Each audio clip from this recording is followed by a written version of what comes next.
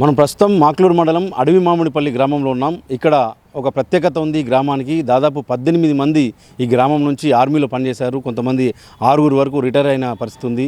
మనతో పాటు ఇక్కడ ఆర్మీ పర్సన్స్ ఉన్నారు, గ్రామస్తులు ఉన్నారు. వారితో మాట్లాడదాం. ఆపరేషన్ సింధూర్ నడుస్తున్న పరిస్థితుల్లో ఇప్పుడు వారి అభిప్రాయాలు కూడా తెలుసుకుందాం. చెప్పండి, మీరు ఇప్పుడు ఆర్మీలో పనిచేశారు, ఎట్లాంటి అంటే పరిస్థితులు ఉన్నాయి? ఉద్రిక్తతల నేపథ్యంలో మీరు ఎట్లా చూస్తున్నారు ఈ ఆపరేషన్ సింధూర్ను? కానీ ఆపరేషన్ సింధూర్ని అంటే, నా పేరు మావురి రవీందర్.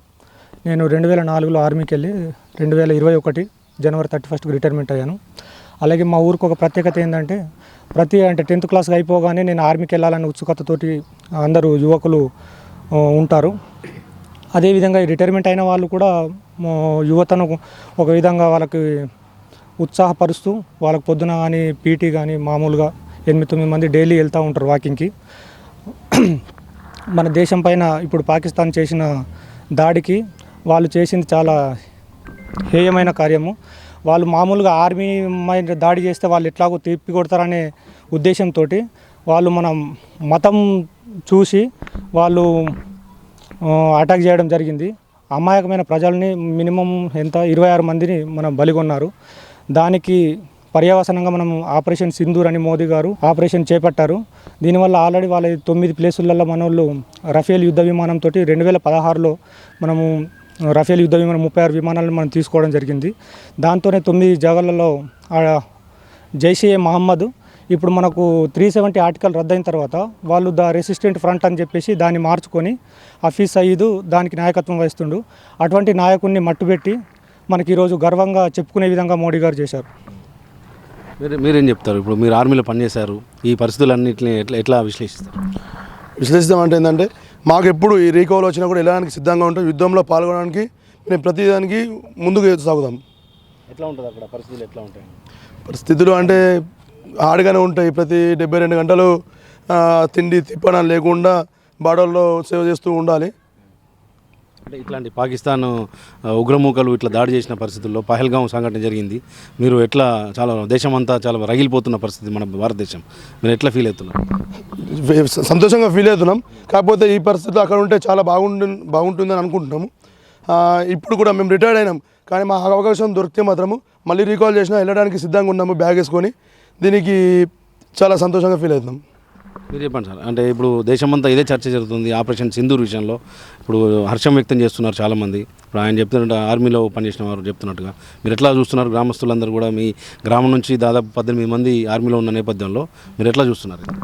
వాస్తవానికి మా గ్రామం తరఫున మా ఆర్మీ జవాన్లు 18 మంది మా గ్రామం తరఫున దేశ సేవ చేసినందుకు, అదేవిధంగా ఒక 6 రిటైర్ అయినందుకు మా గ్రామం తరఫున మేమందరం చాలా గౌరవంగా ఫీల్ అవుతాం. దాంట్లో మా క్లాస్మేట్స్ ఉండడం కూడా ఒక 3 రిటైర్ అవ్వడం మేము చాలా గర్వంగా ఫీల్ అవుతాం. వాస్తవానికి మోడీ గారు తీసుకున్న నిర్ణయం ఆపరేషన్ సింధూరు చాలా చారిత్రాత్మక నిర్ణయము. వాస్తవానికి మొత్తం యావత్ భారతదేశం అందరూ దీనికి మనమందరం సపోర్ట్ చేయాలని నేను అనుకుంటున్నాను. దీన్ని సపోర్ట్ చేసి పాకిస్తాన్ అసలు వాస్తవానికి ఒక చిత్రపటంలో లేకుండా చేయాలని ఉంటే బాగుంటుందని నేను అనుకుంటున్నాను. ఇప్పుడున్న పరిస్థితులు మనం చూస్తున్నాం, పాకిస్తాన్ నుంచి కూడా కొంత హెచ్చరికలు వస్తున్నాయి, భారతదేశం మీద దాడి చేస్తామని చెప్పి ఇప్పటికి కూడా ఇంకా హెచ్చరికలు వస్తున్నాయి. పాకిస్తాన్కి అంత సీన్ ఉందనుకుంటున్నారా? భారతదేశం పరిస్థితులు ఎట్లా ఉన్నాయి?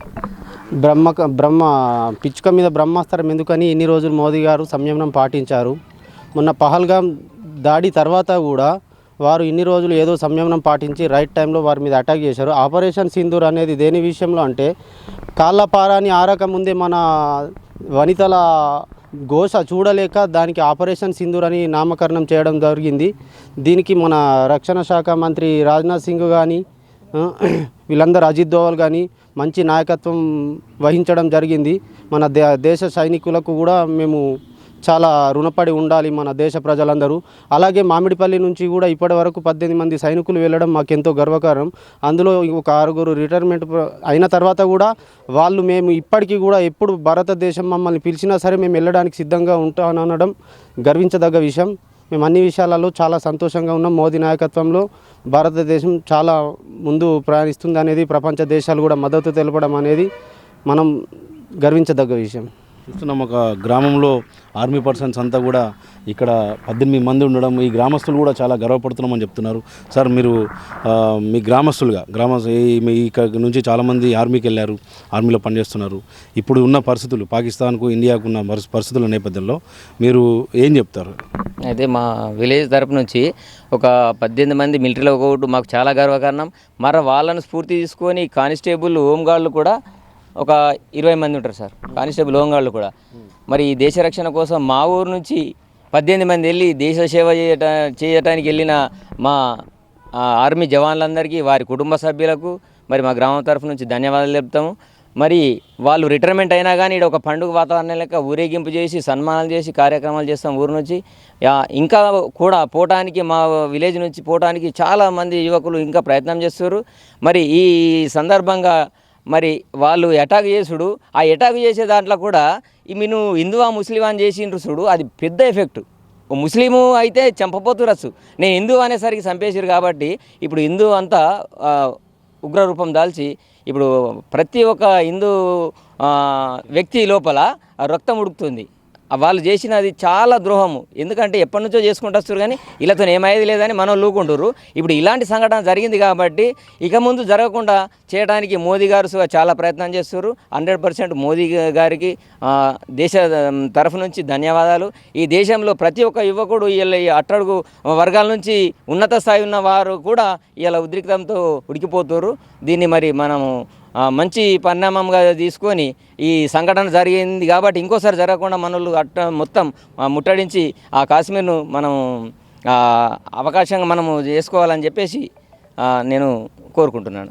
ఇంకా ఏం చేస్తే బాగుంటుంది అనుకుంటున్నారు? ఇప్పుడు ఆపరేషన్ సింధూర్ జరిగింది, ఇంకా ఏం చేస్తే బాగుంటుంది అనుకుంటున్నారు పాకిస్తాన్ విషయం?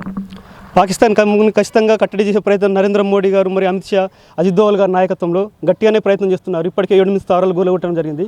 ఇంకోసారి రాకుండా గట్టిగా చెంపపెట్టు లాంటి దెబ్బ జరిగి అసలు మొత్తం పీఓకే అనేది లేకుండా మొత్తం భారతదేశంలోకి వచ్చే ప్రయత్నం కంపల్సరీ నరేంద్ర మోడీ గారు ఖచ్చితంగా తీసుకుంటారు. దీనికి ప్రపంచ దేశాలు కూడా మొత్తం సపోర్ట్ చేస్తున్నారు. మన విశ్వగురువుగా మా గ్రామం ఆల్రెడీ 18 మంది వెళ్ళిండ్రు, ఇంకా వెళ్ళడానికి కూడా ప్రయత్నాలు చేస్తున్నారు. వీళ్ళకు ఇప్పుడు ఎవరైతే రిటైర్ అయ్యారో వాళ్ళు కూడా రీకాల్ చేస్తే కూడా రెడీ ఉన్నారు.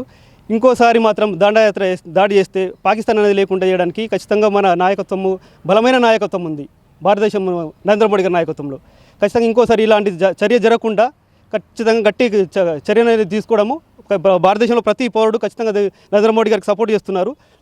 మన దేశం కంపల్సరీ ఈ విషయంలో ముందుకే వెళ్తుందని మేము కోరుకుంటున్నాం.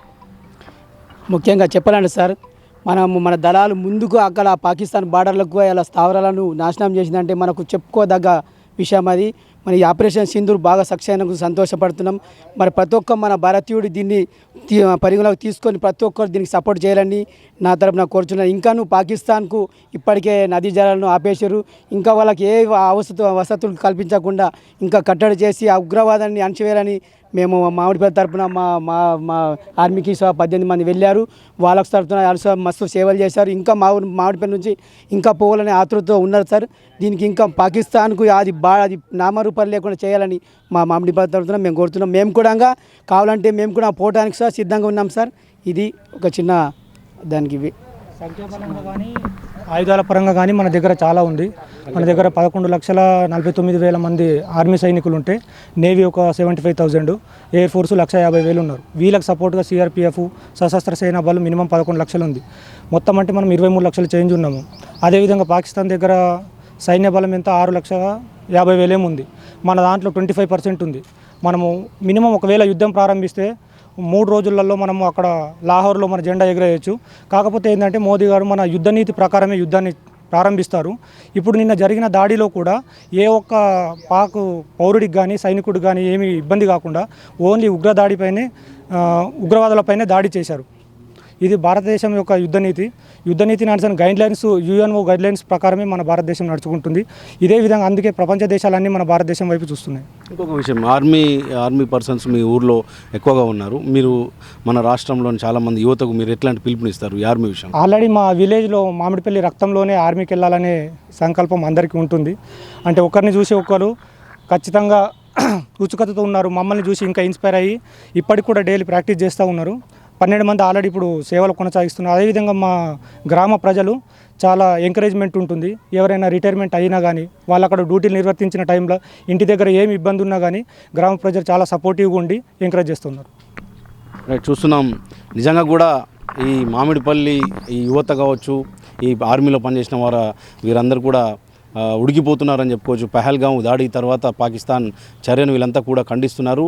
అలాగే ఆపరేషన్ సింధూర్ విషయంలో కూడా ఈ గ్రామస్తులంతా కూడా ఆర్మీ పర్సన్స్ అంతా కూడా హర్షం వ్యక్తం చేస్తున్నారు. ఖచ్చితంగా రానున్న రోజుల్లో మమ్మల్ని పిలిస్తే కూడా మేము వెళ్ళేందుకు రిటైర్ అయినాక కూడా వెళ్ళేందుకు సిద్ధంగా ఉన్నామని కూడా చెప్తున్న పరిస్థితి ఖచ్చితంగా ఇన్స్పిరేషన్గా తీసుకోవాల్సిన అవసరం ఖచ్చితంగా ఉంటుంది. కెమెరామెన్ రవీందర్తో విఘ్నేశ్వర్, మెగా 9 న్యూస్, నిజామాబాద్.